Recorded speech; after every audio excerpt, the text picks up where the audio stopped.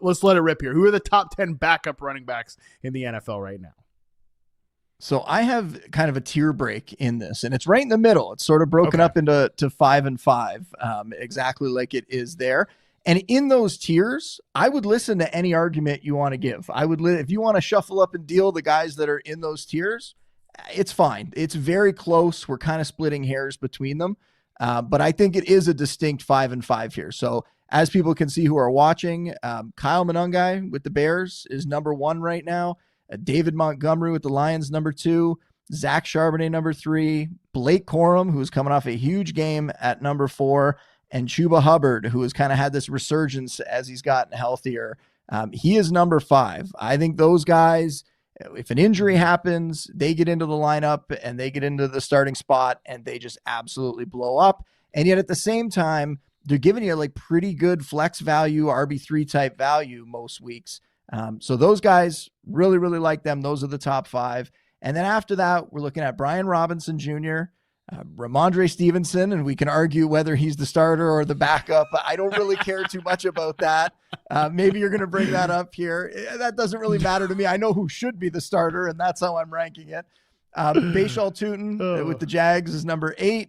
Tyler Algier, number 9, and then Kenneth Gainwell, who, when he's gotten opportunities this year, has kind of made a case that he should be in that top 5 because the ceiling with him is just so high, and yet not normally doing the most with his chances. I know he scored a touchdown this week, but gives you a little bit of flex value. I just don't think he's quite on the same level as those running backs that I mentioned in the top 5 there. But those are 2 very distinct groups of 5 there for me, Harmon.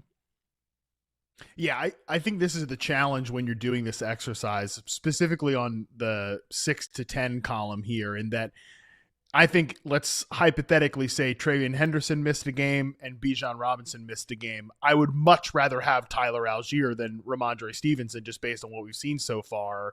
But like, Stevenson's going to give you a couple of, if you're absolutely completely hosed and you need to start Stevenson, I don't know, mate. Are you feeling better about Stevenson over Tyler Algier? It's not like been that great for Ramondre Stevenson. So again, that's just the challenge with an exercise like this. And that's kind of why I wanted to sort of give these some designations here. Like, I think 1 to 5 here is, you're right, is its own tier. Monangai, Montgomery, Charbonnet, Corum, Chuba Hubbard.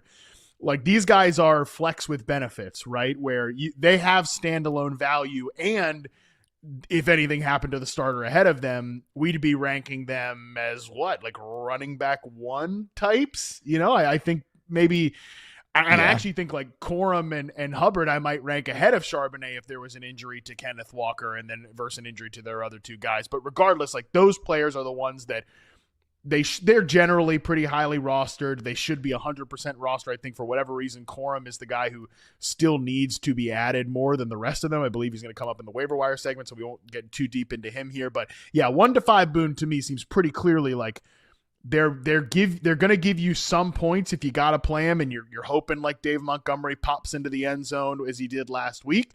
But regardless, if anything happened to the starter, they'd be instant fantasy running back 1s. Yeah, we could talk through them a little bit. Like Monangai, and again, we're splitting hairs with all these guys, but let's just mention their situations a little bit here. Monangai's really turned this into like a 60-40, basically 55-45 type split in this backfield. Scored a touchdown in 4 straight weeks before week 14. Still had 57 yards this week, which, you know, was usable.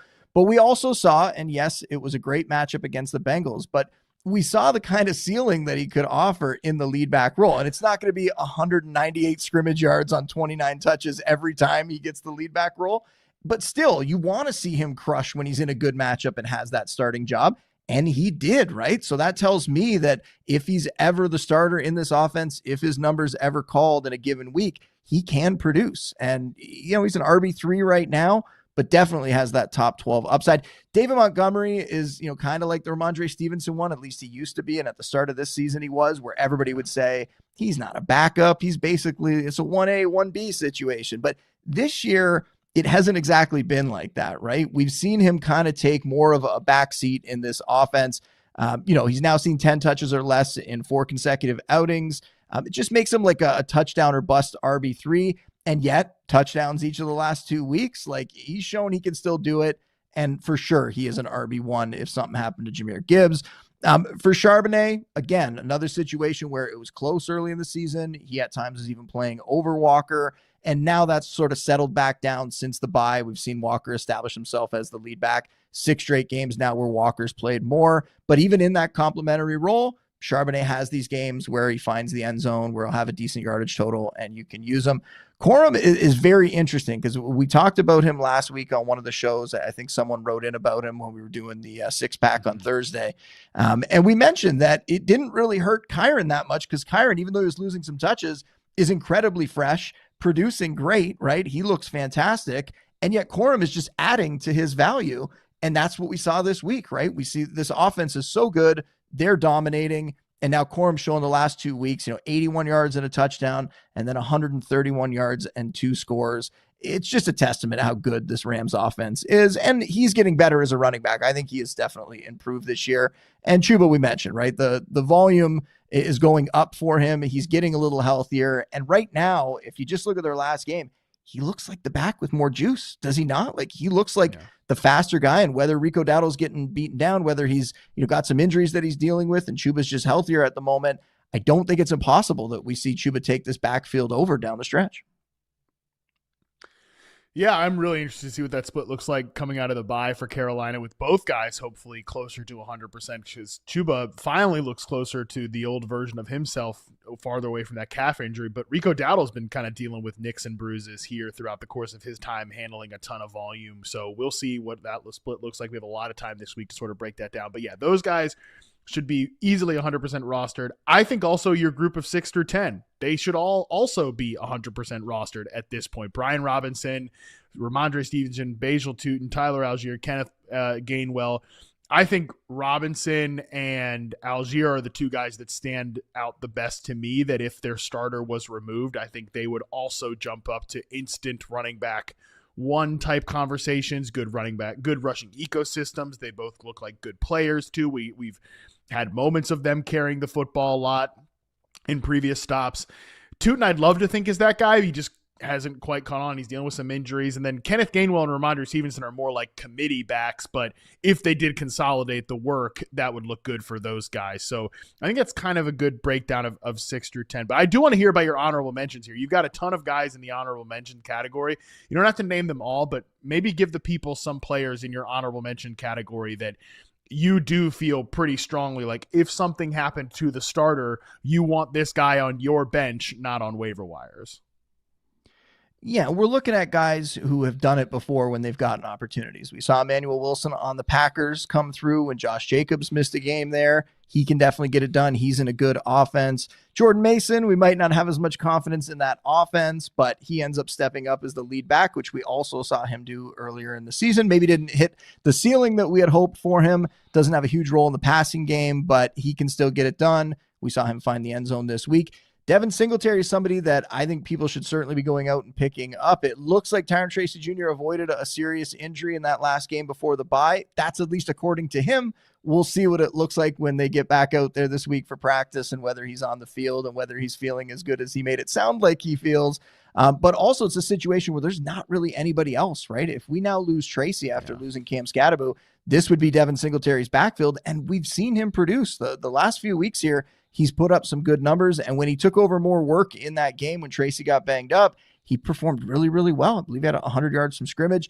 Tajay Spears, it hasn't happened for him this year, but if Tony Pollard went down, we've seen in years past, especially the fantasy playoffs last season, Tajay Spears was one of those heroes that helped people down the stretch. So he's a guy to look at. Ray Davis, Tank Bigsby, they're kind of in the same boat where they're not going to give you much value. You can't really put them in your lineup as a flex, but if the starter goes down on their team, I'm confident that they would step into the more valuable role potentially, even though Ty Johnson for the Bills and 100%. Even though Will Shipley for the Eagles would be involved.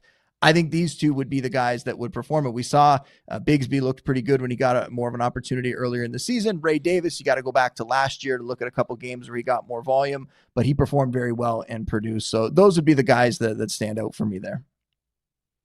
Yeah, I love that. I mean, these are players, Ray Davis, Tank Bigsby, are perfect examples of guys that, like, just check your waiver wire, see if they're out there. They're widely available. And if you're at the point where You don't need that fifth wide receiver. You don't need a backup quarterback. You don't need stuff like that. Stick those guys on the end of your bench. Just see what happens. Because if, James Cook, God forbid, like knock on wood, anything happens to him, Ray Davis would be a guy everybody's trying to pick up, and nothing feels better than having your opponent go out to the waiver wire and be like, I'm going to pick up Ray Davis from my lineup this week. And shoot, he's on insert your name here's bench. That would be great. I would also note too, just real quick, Jalen Wright and Ollie Gordon both have, I know it was the Jets, but they're obviously guys that are, Achan's deal with an injury. I don't think we're talking about them in the waiver wire segment, but look, Achan probably is fine, but just in case, maybe take a look and see if those guys can be added to your bench. It looks like Jalen Wright is a little bit ahead of Ollie Gordon at this point. Yeah, we are talking about them in the waiver wire section as a deep, deep sleeper, not a deep sleeper anymore. They were going to be mentioned at the very end. We'll still bring them up, but what an idiot. Yeah, okay. And it's also, I didn't scroll to the bottom. It was one that I was questioning even putting in there because it sounds like Devon Achan is going to be okay. Apparently, Mike McDaniel said that Achan was adamant that he could have gone back into the game, but they really didn't need him to because the Jets quarterback situation and the Dolphins were just dominating that one.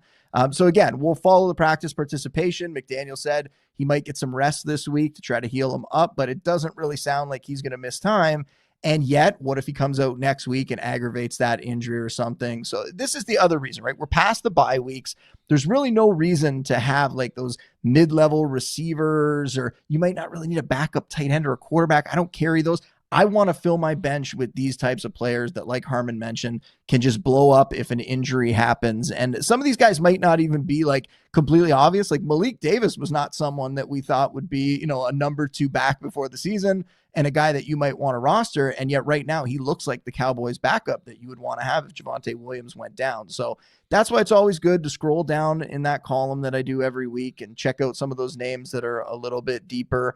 And I'll even mention the injuries in there, right? So for example, here, Keaton Mitchell is going to be a guy who might be in like my little injury section of backups who are hurt at the moment, but he's someone that we mentioned that Bengals opponent, right? Going again against the Bengals this week, he could have a fantastic game. Running backs, even backup running backs, tend to put up decent numbers against them for fantasy. So if he's healthy, he's somebody that you could look at as a flex this week, even though I don't think he's on a ton of people's radars.